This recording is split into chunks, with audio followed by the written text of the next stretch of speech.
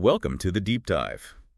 Today we're diving into the history and symbolism of the American flag. Ooh, interesting. We've got excerpts from a great source, the American flag, history, symbolism, and evolution. Sounds fascinating. We're going to unearth all those hidden gems and fascinating facts. Like a treasure hunt. I love it. Think of us as your shortcut to becoming a flag aficionado. By the end of this, you'll have a whole new appreciation for the stars and stripes. I bet. What's so intriguing about the American flag is, well, it's like a visual story of the nation's journey, Yeah. It's always changing, evolving, adapting, just like America itself. I always kind of saw the American flag as this, timeless symbol. Right. But I was so surprised to learn it's gone through so many transformations. We're talking 27 versions. Exactly. 27.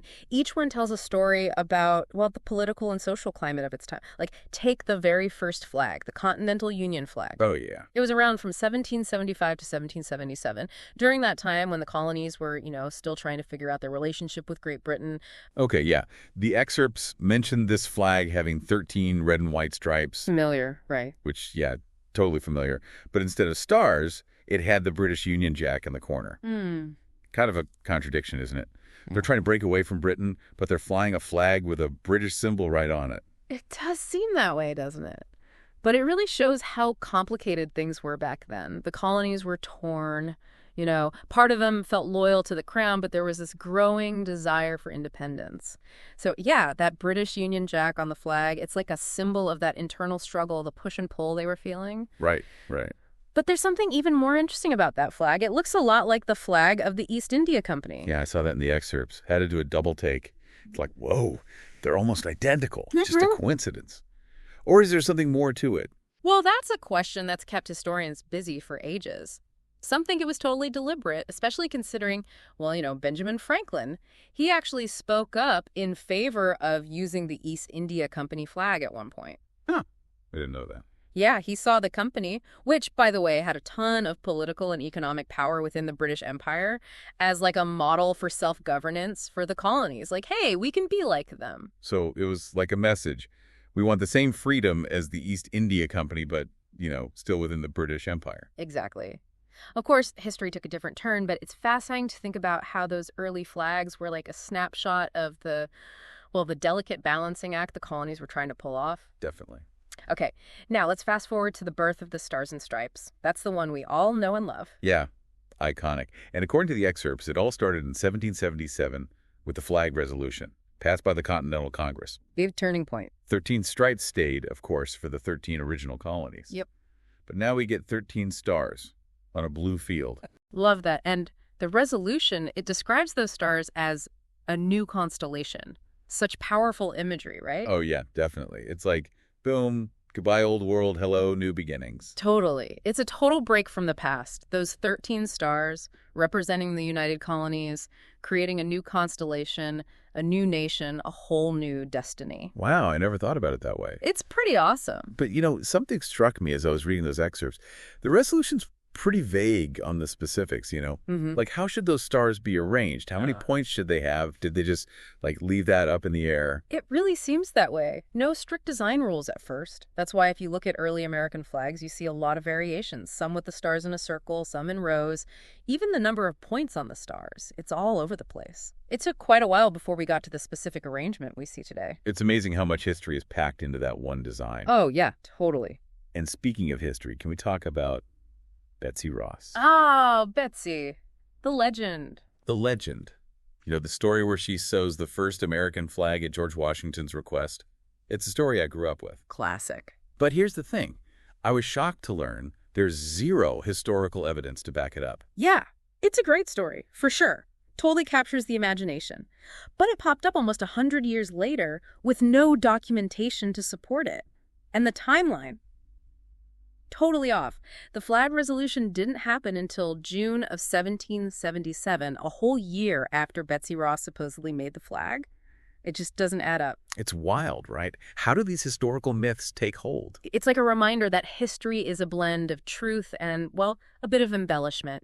And those stories, even if they're not totally accurate, they can become super powerful symbols themselves. Okay, so Betsy Ross is out. Yeah. What's the real story then? How did the Stars and Stripes come to be? Most likely, it was a team effort, a bunch of people coming together, just like the nation itself was coming together. It's actually a beautiful metaphor, don't you think? I love that. A group project for the ages. Exactly. The spirit of the American Revolution right there in the flag. Okay, so we've got the Stars and Stripes in 1777.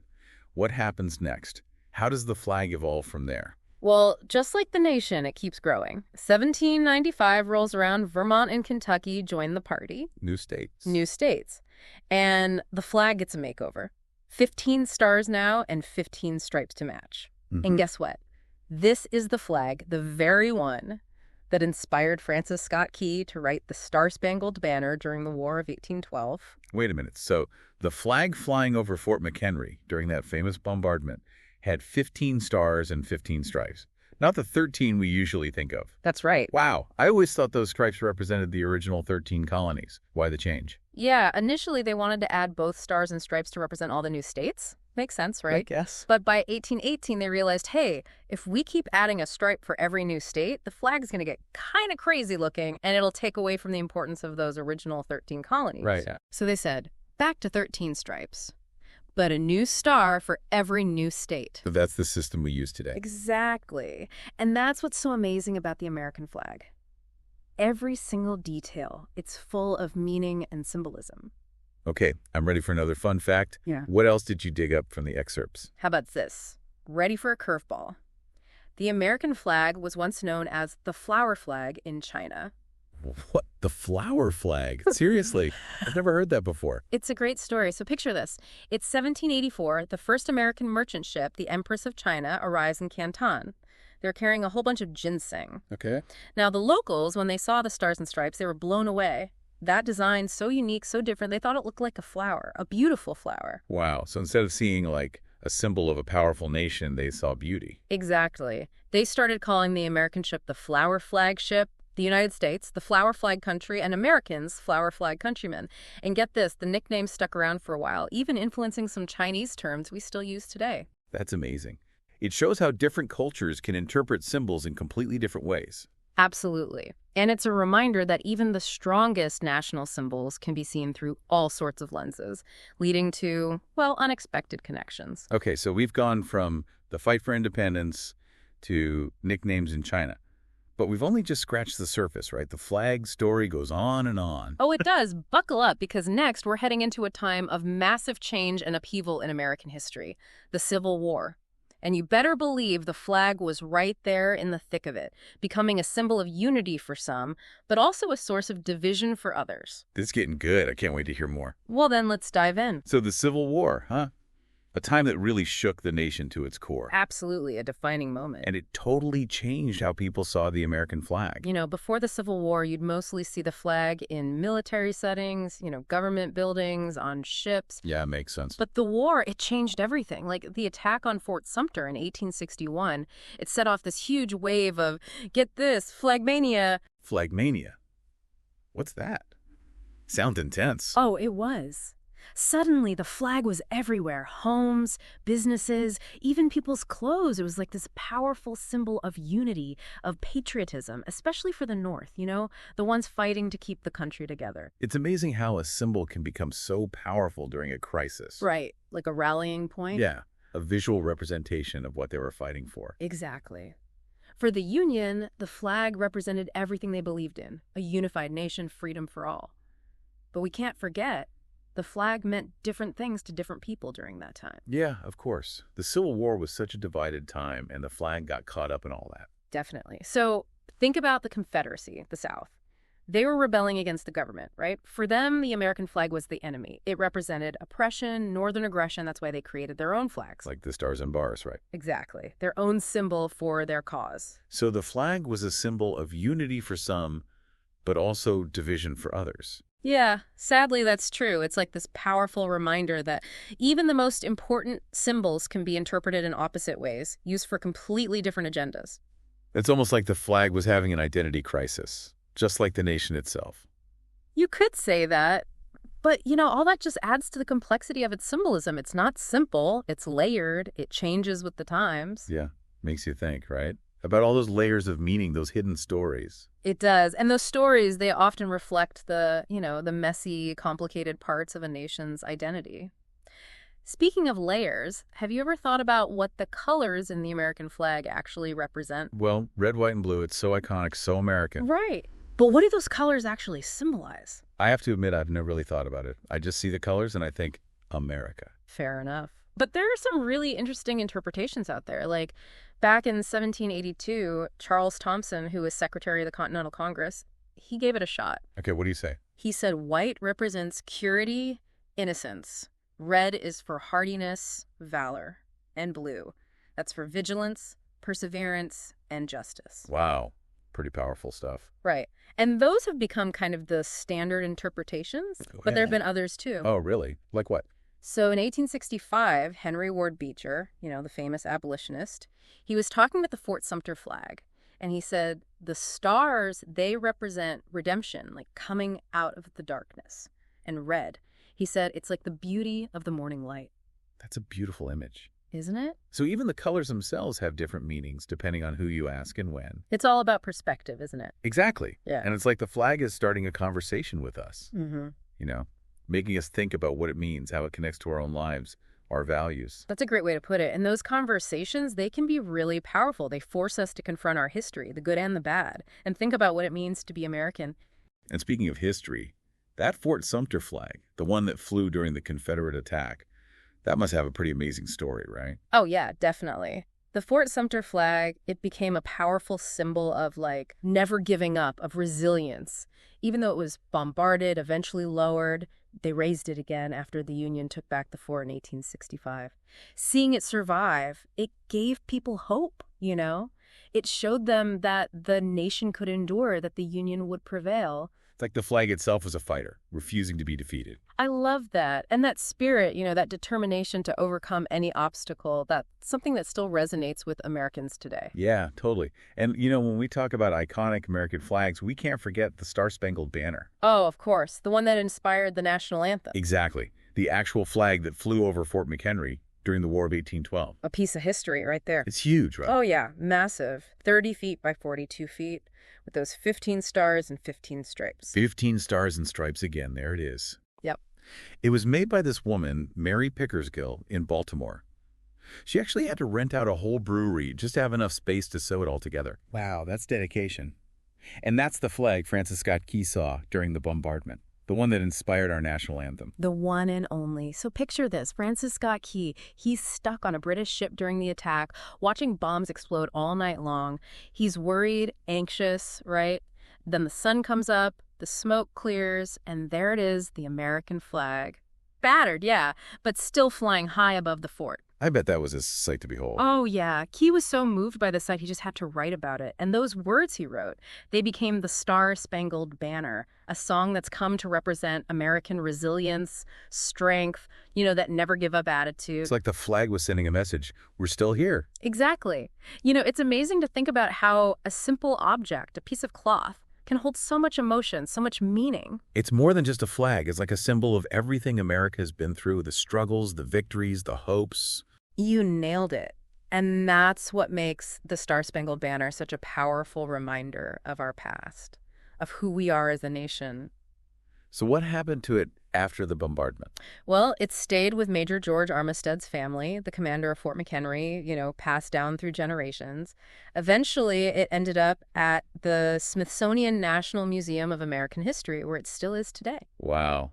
You could spend hours just staring at that flag, thinking about all the history it's seen. Absolutely. A true treasure. Okay, so one thing I found really interesting in the excerpts was how the way the flag was used in battle, it actually changed over time. Oh, yeah. There were definitely some shifts. Like during the Civil War, they let soldiers carry the flag into battle, right? Yeah.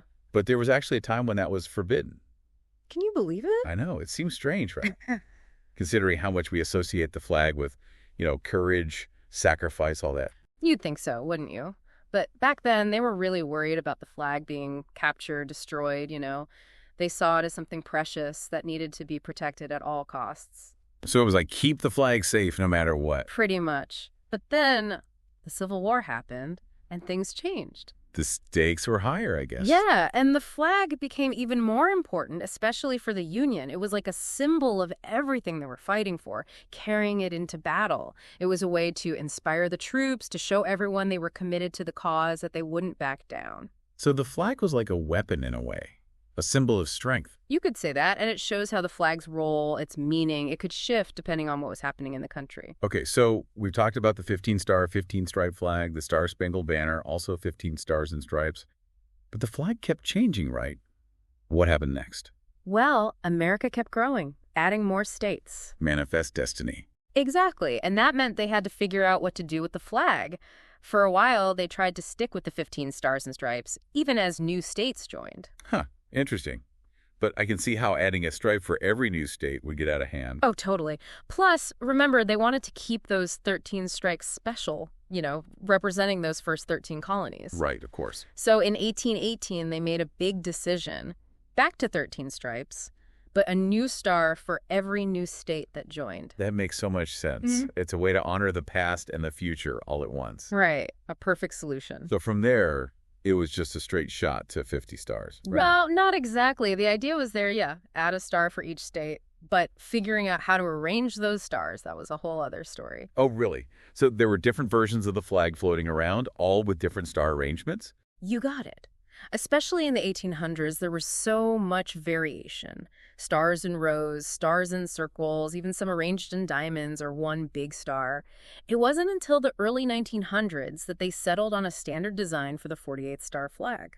Why do you think there was so much, experimentation back then? It's like the country was still figuring itself out. There wasn't this clear vision of what the flag should represent, how it should look. It was a time of change, of growth, and the flag reflected that. I like that. The flag was like a mirror, showing all the different possibilities, all the different ideas of what America could be. Exactly. And that's what makes the flag's journey so interesting, so dynamic. It's never stood still. So tell me, what other surprises did you uncover? What else about the flag blew your mind? Okay, get this. There was actually a 49-star flag. What? 49? I've never even heard of that. It's a little-known fact. After Alaska became a state in 1959, they flew a 49-star flag for about a year, until Hawaii joined and made it 50. Huh. So a short-lived but important symbol of America's growth. Exactly. The flag, it's a living, breathing thing, always changing to reflect the nation it represents. And speaking of change, the 50-star flag, the one we all know today, that wasn't designed until after Hawaii became a state. I can imagine the excitement, the anticipation, a whole new flag for a whole new era. Oh, yeah, it was a big deal. And choosing the design, that was a whole other story. Oh, spill the tea. Well, they got over 1,500 design submissions. 1,500? Wow. Yeah, President Eisenhower had his work cut out for him. Each one of those designs, someone's vision of what the new American flag should look like. Sadly, most of those designs have been lost. Oh, that's a shame. I'd love to see what people came up with. Any crazy out there ideas? Who knows? Maybe some were too abstract, too busy, or maybe they just didn't capture that, that American spirit. So who actually designed the winning flag? The one we see everywhere today? Well, that's where things get a little tricky. For a long time, the credit went to the United States Army Institute of Heraldry. Right. But recently, there's been some, shall we say, debate. Ooh, I smell a good story. There's this popular story about a teenager, Robert G. Heft from Ohio, who claimed he designed the 50-star flag for a school project back in 1958. No way. A teenager. Yep. And get this, he supposedly got a B- on the project. But after his design was chosen, his teacher bumped it up to an A. That's awesome. A teenager designing the American flag. It's a great story. It is, isn't it? But unfortunately, it doesn't seem to be true. Researchers haven't found any evidence to support it, and it looks like designs similar to his were already around before he even started his project. Ah, so another myth busted? Yep. But even without that story, the 50-star flag is still a fascinating example of how symbols can evolve, change, and take on new meanings over time. We've covered a lot of ground, from the revolution to all the different star arrangements, from busted myths to all the symbolism, and even the flag's role in war. It's been a whirlwind. But there's one more thing I think we need to talk about, and that's the global impact of the American flag. What happens when this symbol travels beyond America's borders? That's a great question. And it's a complex one because the American flag, especially after the U.S. became a global superpower, has become a symbol that resonates all over the world, but not always in a positive way, right? Exactly. Depending on where you are, what you've experienced, the American flag can bring up all sorts of feelings, not all of them good. Totally. It's a symbol loaded with history, with political baggage. For some, it represents freedom, democracy. For others, it might represent something else entirely, maybe even American imperialism or military intervention. Like we talked about earlier with the flower flag nickname in China, it was pretty positive interpretation, at least at first. Yeah, but as the relationship between the U.S. and China has changed, become more complicated, I'm sure those perceptions of the flag have shifted too. Yeah, it makes sense. Symbols are always evolving, their meanings shaped by current events, different perspectives. Absolutely. And that's part of what makes the American flag so fascinating to study. It's a window into American history, its impact on the world, and all the different ways people interpret that impact. So after all this, what does the American flag mean to you? That's a tough one. Mm. I think for me, it represents both the potential and the struggles of American democracy, the ideals, the dreams, but also the reality, the work that still needs to be done. I like that. It's a symbol of both our aspirations and our flaws, a reminder that the fight for a more perfect union, it never really ends. And that's a message that's important for all of us to remember. It's interesting, right? We talk about the American flag as this symbol of unity, patriotism. Yeah. But it can also be, well, pretty divisive. Oh, absolutely. You can't separate the flag from history, and that history can be complicated, even painful for some. And we can't pretend the flag hasn't been used to, exclude people, to justify actions that, well, a lot of people would see as wrong. Exactly. And lately, there's been a lot more debate about the flag's meaning. Some people question if it's even relevant anymore or if it needs to be, reinterpreted for today. It's good to have those conversations, though, right? Even if they're tough. For sure. Symbols, they aren't set in stone. They change as society changes. Like they evolve. And the American flag, it's like a starting point for all these conversations about who we are as a nation, what we believe in, how we want the world to see us. Yeah, I like that. There's that quote, "The flag is a symbol of our country, not of our government." It's powerful, right? Oh, yeah, I love that one. It's like a reminder that the flag can stand for those big ideals like freedom, justice, equality, even when we haven't always lived up to them. It's about the potential, the hope. Exactly. It's on us to think critically about our national symbols, not just blindly worship them. We need to understand them, use them to spark conversations, to make things better. So thinking back on everything we've learned today, what does the American flag represent to you? Personally, I mean. That's a good question. I guess for me, it represents both the promise and the challenge of American democracy. We have these ideals we're striving for, but actually achieving them for everyone, that's the ongoing work. That's really well said. It's about acknowledging both the good and the bad, the triumphs and the struggles. And realizing that, building a more perfect union, it's a process, a journey that never really ends. Wow, we covered so much today, from those early days of the flag to its impact around the world. All the myths we busted, the symbolism. It's been quite a ride. It has. I hope our listeners are walking away with a whole new understanding of just how complicated and fascinating the American flag really is. I hope so, too. And remember, this is just a starting point. There's so much more to discover about the flag and its place in history. Keep exploring, keep asking questions, and keep those conversations going. And with that, we'll leave you with one final thought. Now that you've taken this deep dive with us, what does the American flag represent to you? How does understanding its past shape how you see it today? Thanks for joining us on The Deep Dive.